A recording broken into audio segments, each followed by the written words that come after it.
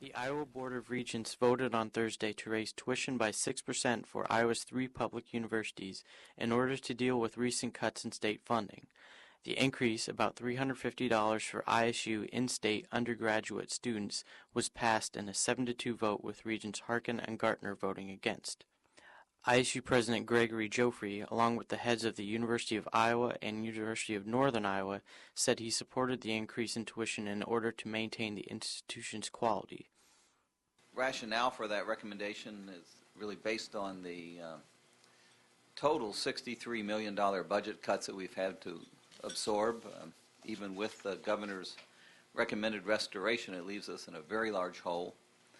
Joffrey went on to say that the 6% increase is relatively low when compared to universities in neighboring states and Iowa State's peer institutions. John Turk, president of the Government of the Student Body, told the Regents that although he was initially against an increase, he now supports it. But the fact of the matter is the context is still the context in our state budget and where we're looking, and at this point I do agree that a 6% increase is a modest increase in the circumstances and is needed. In response to the increase, Regent Downer said the 3 Iowa universities need to get serious about consolidating programs. We've just got to get creative about these things and not be trying to deliver all of the educational services that we deliver in traditional ways. Regent Campbell asked the 3 university presidents if tuition numbers would ever decrease. Joffrey answered that while tuition rate increases have gone under the rate of inflation in the past, it would be hard for an institution to actually decrease tuition, a scenario that Board President David Miles said would be extraordinarily rare.